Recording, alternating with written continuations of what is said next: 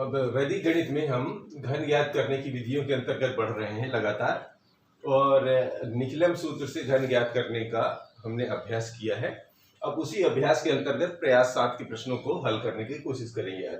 तो निकलम सूत्र क्या है? संख्या का घन। संख्या का घन क्या होता है?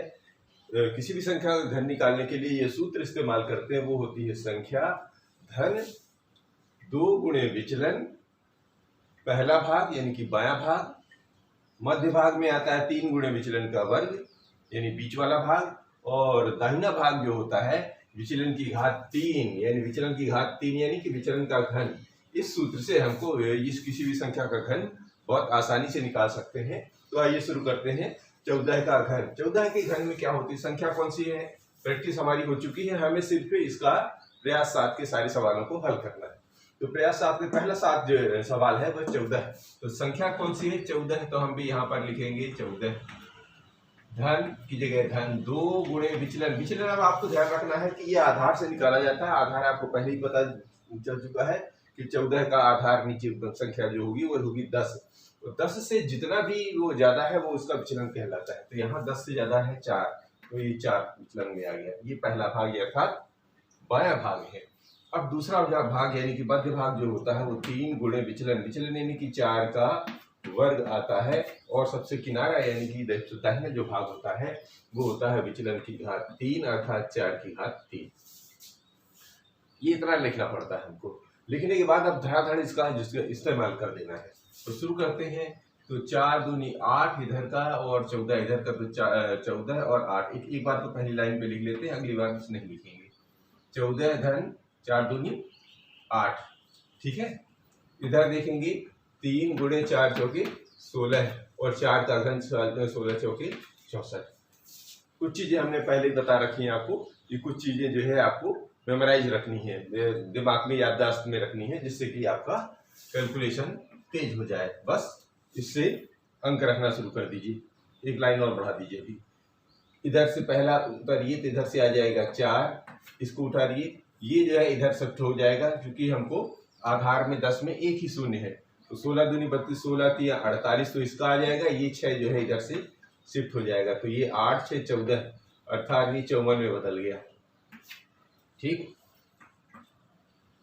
अब ये जो 54 में बदल गया है, इसका ये भी जोड़ लीजिए। 14 6 20 2 22, ये 22 में ये जो 5 होता है ये इधर आ जाता है, तो इसका मान आ जाता है 27।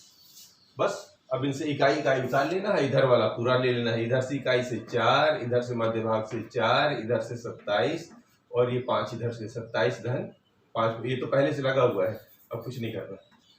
ये 27 है, ये हो जाएगा 14 का घन 27 और 44, 2744। इस तरह इसका घन प्राप्त हो जाता है। अब संख्या एक 9 है। 9 का घन ऐसे तो आप आसानी से निकाल सकते हैं, लेकिन इसको इसमें जो है इस सूत्र में रखना है। तो संख्या क्या है? हमारी संख्या ऑलरेडी पहले से ही है 9। विचलन क्या है? देखिए संख्या 9 है, लेकिन आधार क्या बनेगा? आधार इसका बनेगा यहाँ पर 10, और विचलन क्या बनेगा? 10 में से 1 कम है अर्थात ऋण 1 विचलन बनेगा, ध्यान रखना है। तो ये हो जाएगा 2 गुणे विचलन मतलब ऋण 1 आएगा इसका। क्यों? क्योंकि 10 से 1 कम है, तो आधार 10 है, ठीक है, ध्यान रखना है। तो 3 गुणे विचलन का वर्ग यानी ऋण 1 का वर्ग, और ये विचलन की घात 3 यानी ऋण 1 की घात 3। समझ पा रहे हैं?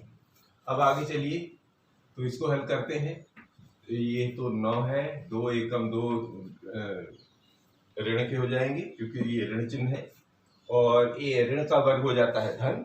तो 1 का वर्ग 1, और ये हो जाएगा 3, और 1 का घन होता है 1, लेकिन चिन्ह होता है ऋण का। अब जो ये ऋण होता है हम यहाँ नहीं लगाते हैं, ये यहाँ लगाते हैं। क्यों? क्योंकि इसका इस्तेमाल इधर किया जाता है। अब इसको देख लीजिए, इसमें से बन गया ये 7 3 बार 1, ठीक है ना, बार 1 मान ये ऊपर वाला। अब एक अंक है, तो पूरे तीनों के एक ही एक अंक आएंगे। 7 3 1 का बार, अब ये बार नहीं हटेगा। अब अगली लाइन पे इसको हटा दीजिए। इस अगली लाइन पे हटा देने का मतलब क्या हो गया? 7 3 1। जब बार हटाने लगते हैं तो ये बार जब हटेगा तो यहाँ पर शून्य जाता है, ये यहाँ पर 1 घट जाता है। ये याद रखना है। कैसे? जब एक बार हटता है तो जहां जो अंक मतलब जितने दंड लगे रहते हैं वो जैसे भी हटेंगे तो उनकी जगह शून्य आते हैं, बस ये ध्यान रखना होता है। तो 7, अभी इसमें से घटा दीजिए, 7 2 9, बस यही तो था 9 की घात 3।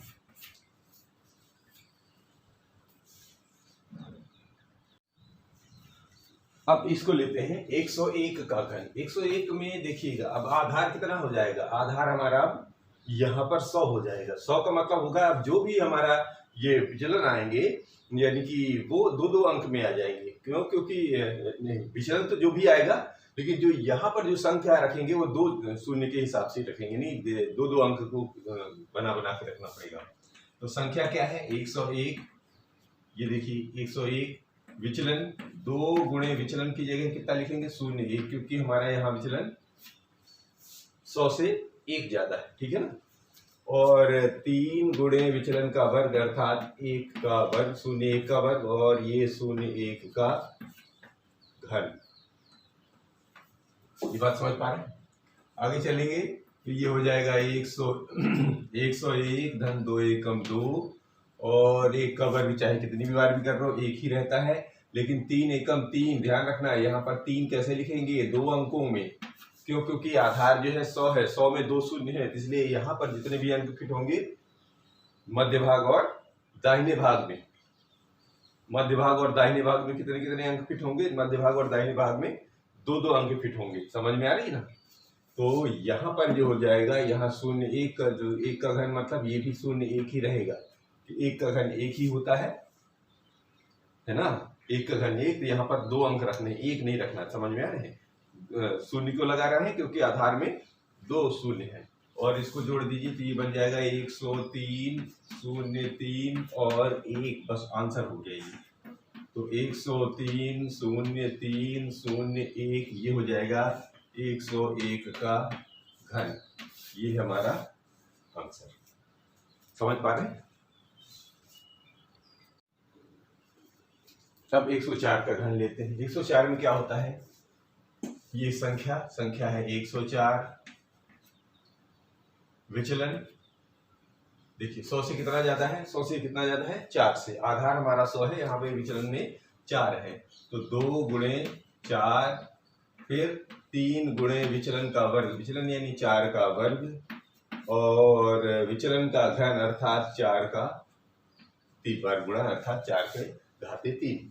बस अब सीधा लिखेंगे हम इसको, ठीक है। तो 4 दूनी 8 और 4 12, 112, ठीक। 4 चौके 16 और 16 दूनी 32, 16 तिया 48 और 4 चौके 16 चौके 64। देखिए 2 2 अंक क्यों यहाँ पे जरूरी है, क्योंकि आधार हमारा 100 है। जब तक आधार 100 रहेगा तो अंक यहाँ 2 2 आएंगे। आधार 10 बनाएंगे तो यहाँ 1 1 अंक आएंगे। आधार अगर 1000 बनेगा तो यहाँ 3 3 अंक आएंगे। बस इतना ही लेना। दोनों देखिए मध्य भाग और इसमें दोनों 2 2 अंक आ गए। इधर तो जितना भी आएगा ये पूरा का पूरा आ जाता है। तो 112 है, 48 और 64 ये हमारा आंसर हो जाता है। अगला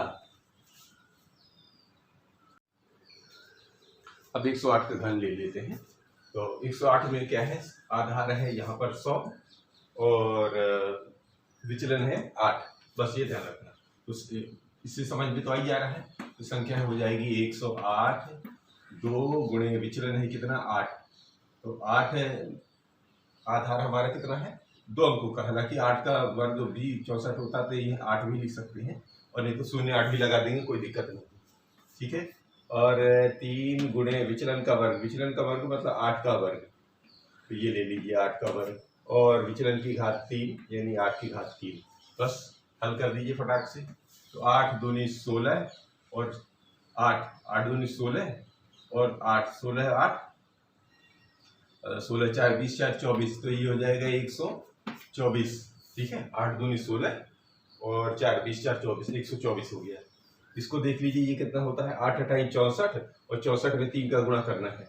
तो 64 गुणे 3, 3 चौके 12 और 3 छंग 18 और 18 1 19, 192 और 8 का घन मैंने पहले बताया था, कम से कम 1 से 10 तक के घन आपको याद रखने हैं। तो 8 का घन होता है 512। ये निकाल के बार बार निकालने की आवश्यकता नहीं, बस ये इसको ध्यान में रखना, मेमोरी में रखना आपको। तो अब करना क्या है, आधार में चूंकि 2 अंक थे, बस दो अंक बचा लीजिए, बाकी शिफ्ट कर दीजिए। तो यहाँ पर आ जाएगा 512 में से इधर से आ जाएगा 12, ये इधर 5 आ जाएगा, तो 192 में से 5 जुड़ के आ जाएगा। 192 में 5 जुड़ेगा तो आ जाता है 197। ये 197 का एक इधर आ जाएगा, तो 124 इधर से था प्लस एक इधर आ जाएगा, तो ये बन जाएगा 125। ठीक है, बात समझ में आ रही है। अब दो अंक लिख दीजिए, इधर से 12 है, इधर से 97, और ये जो एक तो पहले से आ गया है तो 125 इधर से आ गया। बस ये हो गया 108 का घन, और ये हमारा 1259712 इसका आंसर हो गया। अब है संख्या 97। 97 का घन निकालने के लिए क्या करना है, इसका आधार कहाँ है, 2 अंक है भले, लेकिन ये नजदीक किसके है, नजदीक है 100 के। तो हमारा आधार बनेगा 100, और 100 से देख लीजिए इसमें कुछ कम है, सबसे 100 से ये 3 कम है, तो विचलन बन जाएगा -3 का। अब शुरू करते हैं। तो संख्या है हमारी 97 धन 2 गुणे विचलन हो रहा है 100 से कितना कम है, 3 कम है, तो ये -3। क्यों, क्योंकि ये हमारा 3 कम है। अब 3 गुणे विचलन, विचलन का मतलब होता है जितना भी विचलन है, ये रहा -3, इसका वर्ग, और विचलन यानी -3 का घन। फटाफट लिख देना है कि तीनों चीजें समझ में आ रही है। अब आगे शुरू करेंगे। ये है 97, और ये 3 दूनी 6 के ऋण में, और 3 तिरका 9 तिरिक 27, 3 तिरका 9 तिरिक 27, इससे भी, और चूंकि ये भी है तो ये भी 27 आएगा, लेकिन 3 तिरका 9 तिरिक 27 ये आएगा घन। दोनों में चाहे तो एक बार लगा दीजिए और चाहे तो अलग अलग लगा दीजिए, क्योंकि ये पूरा का पूरा एक साथ ही है। समझ पा रहे हैं। तो 97 में से 6 गया, ये तो बन गया 91, ये है 27, अब ये भी 27, ये हो गया बार के साथ। इस देखिए इन दोनों में क्या अंतर है, इन दोनों में अंतर ये है कि ये कम होगा दी गई संख्या से। तो दी गई संख्या हमारी बन गई 91, 27 और 27। हम दो अंक क्यों लिख रहे हैं, क्यों, क्योंकि ये जो है आधार 100 है। समझ में आ रही है। अब इस 27 जो है बार के साथ था, तो इसको में से एक हटाना है इसको, तो ये आ जाएगा 912, 7 0 0, और ये 27, यानी जितना था उतना ही कम कर देना है। ठीक है ना। सब जब ये 27 हटाता है तो उसकी जगह 0 0 आ जाते हैं, और फिर यही चीज घटा दी जाती है, तो बस घट जाएगा। तो 10 में से 7 गया, 3 बचा 9, ये 9 बना, 9 में से 2 गया 7, ये बना 6, 6 तो इधर आ गया, इधर कुछ गया नहीं, तो ये पूरे लिख दीजिए। बस ये हो जाएगा 97 का घन, और ये रहा हमारा आंसर। अब 3 अंक वाला आया है हमारे पास 998। अब जब 998 है तो ये देखिए किसके नजदीक है, ये है 1000 के नजदीक। 1000 में कितने शून्य आएंगे, 3। तो यहाँ पर जितने भी हम अंक लिखेंगे वो 3 अंक बना के लिखेंगे। अभी कितने लिखते थे, या तो 1 अंक में आया या 2 अंक में, अब 3 अंक वाला देखते हैं। तो संख्या लिखिए, संख्या है 998। कोई दिक्कत नहीं है, बस आपको परेशान नहीं होना, लिखता है। तो ये कितना आधार से कितना कम है, 2 कम है, तो 2 गुणे विचलन। विचलन का मतलब होता है वही जितना कम है उतना लिख देना। 2 कम 1000 से 2 कम है।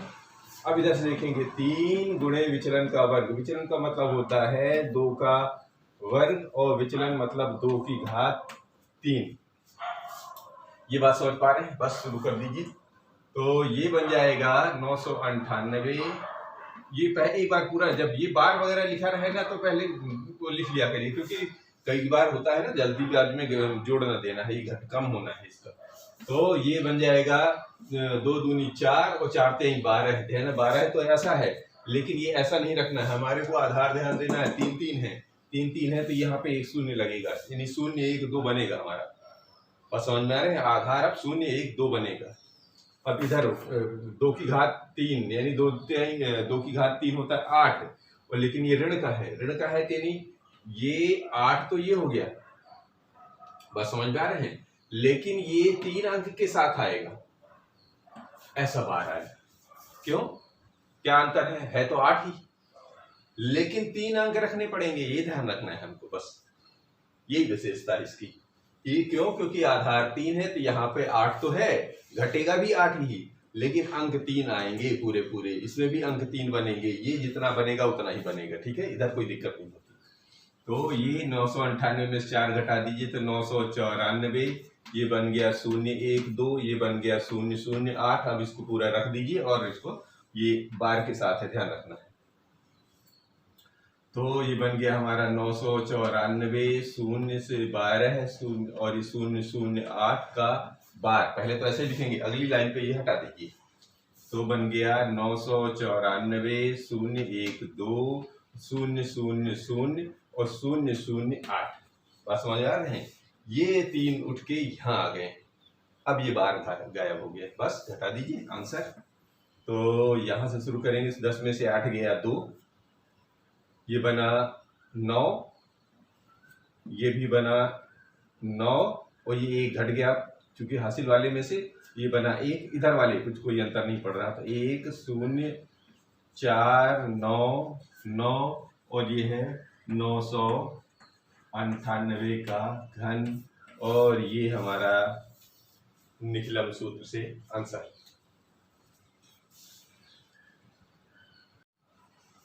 अब जैसे 998 का निकाला, 997 का निकाल लीजिए।